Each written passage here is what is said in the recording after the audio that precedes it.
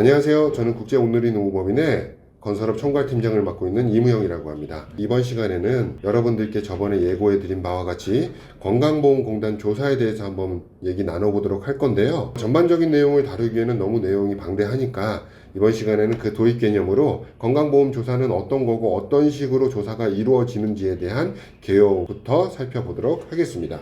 여러분들이 건강보험 조사를 받게 되시면 처음 보게 되는 서류가 이 공문입니다. 이 공문을 보고도 여러분들 일부는 조사를 받는 건지 뭐 한 건지 모르는 업체들이 많아요. 이 공문 자체에 조사라는 단어는 들어가 있지 않죠. 그러다 보니까 내용을 보시면 지도점검이라고만 돼 있죠. 그러다 보니까 이 서류를 내면 우리의 어떤 자료를 건강보험공단에서 점검해 주려나 보다 라고 착각하시는 업체들이 많아요. 절대 아닙니다. 엄밀히 따지면 공문을 받게 되는 순간부터 조사는 시작되는 거겠죠. 자, 그래서 이 공문을 받게 되시면 여러분들은 어떤 자료를 제출해야 되느냐, 제출 자료 목록을 한번 보시게 되면 4가지 서류 정도가 이제 공통적으로 여러분들께 요구를 하실 겁니다. 그래서 근로소득 원천징수부, 임금대장, 이게 노무비 대장이 될 수도 있고 정규직 급여대장이 될 수도 있는 거겠죠. 자, 3번째 원천징수 이행사항 신고서, 마지막으로 일용근로소득 지급 명세서가 있습니다.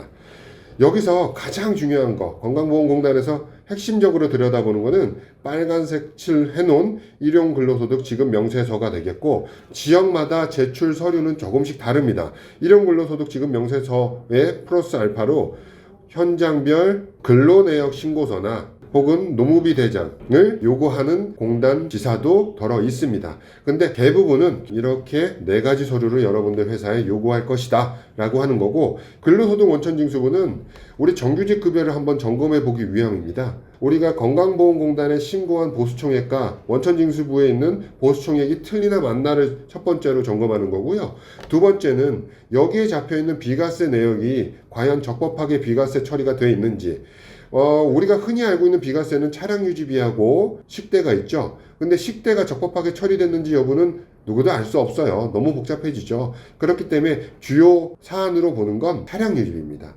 건강보험공단에서 비과세로 잡는 차량 유지비는 본인 차여야 됩니다. 본인 차를 업무에 이용하고 뭐 이런 것들이 있지만 건강보험공단에서 보는 건 본인 명의로 된 차를 가지고 있으면서 차량 유지비를 받았는지를 이제 검토하는 거죠. 건강보험공단에 우리 근로자들의 주민등록번호만 넣으면 차량 소유 여부가 다 나오기 때문에 차량 유지비에 대한 비과세 적용 여부를 적용해서 본인 소유의 차량이 아닌 혹은 와이프의 명의 혹은 공동 명의 이런 것들은 비과세 혜택을 안 주려고 합니다. 그래서 비과세 혜택을 받은 건강보험료에 대해서는 이제 추가로 징수하는 그런 현상이 있겠죠.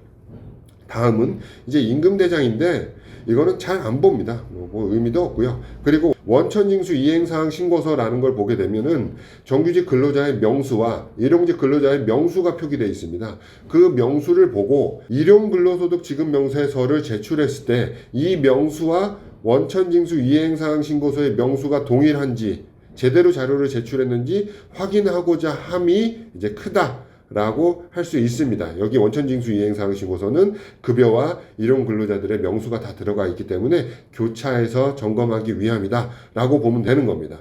마지막으로 일용 근로소득 지급 명세서, 여러분들이 제 채널을 구독해 주시고 저도 이제 십수년간 건설업들을 관리해 왔지만 그 십수년 동안 여러분들이 가장 무서워하는 게 어떤 겁니까?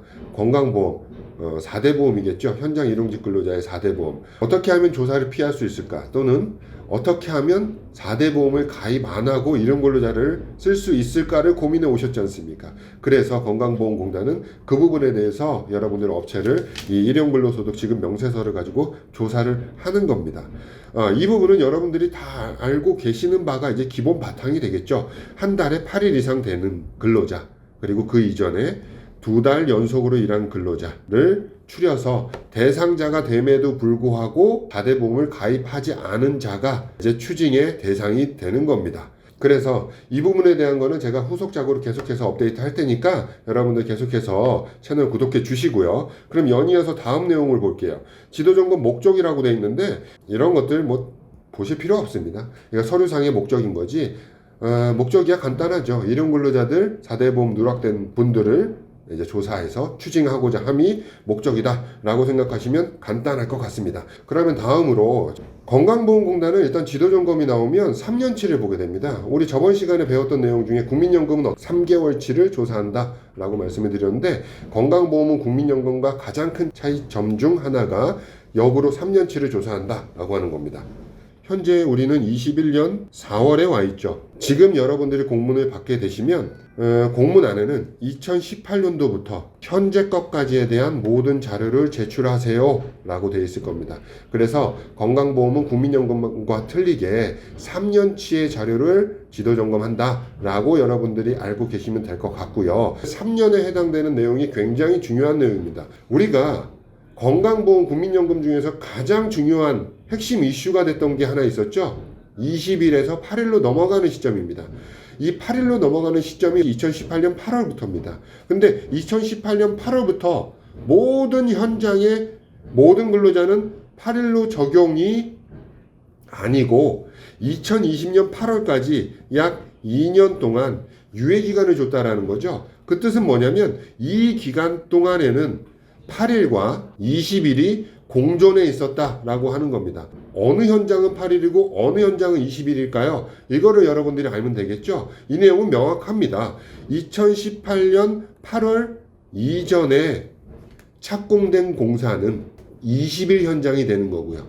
그래서 여러분들은 공단의 조사를 받게 되시면 여러분들 현장에 구분부터 먼저 하셔야 된다라는 거죠. 우리 현장이 어디가 20일이고 어디가 8일이고 언제부터 우리는 8일 현장으로 전면 적용이 됐는지 언제까지 20일 현장이 남아 있었는지에 대해서 여러분들은 충분히 검토해야 될 필요가 있다라고 하는 겁니다. 그래서 길게 가는 현장은 2018년 8월 이전에 착공이 됐다 하더라도 공기가 2, 3년 이상 되는 현장들도 있기 때문에 충분히 20년 8월을 지나서까지 공기가 이어지는 경우도 있죠. 이런 경우에도 2020년 7월 말일까지만 20일 현장이다.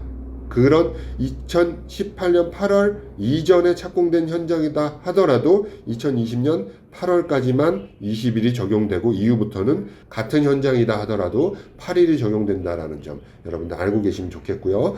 그러면 2018년 8월 이전에는 전부 다 20일 현장이었겠죠. 근데 여기서 많이 실수하는 문제가 하나 있습니다. 20일이 적용되는 현장과 20일이 적용되지 않는 현장이 있다라는 거죠. 많은 분들이 알고도 계시겠지만 알면서도 실수하는 부분인데요.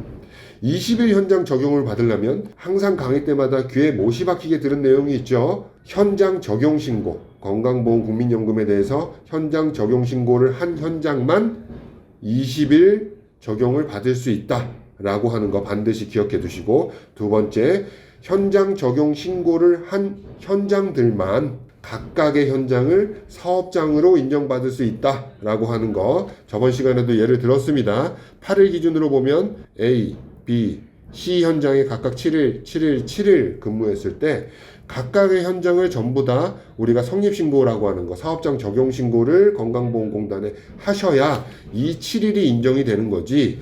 국민연금이나 건강보험공단의 말을 듣고, 여기서 말은 무슨 말이죠?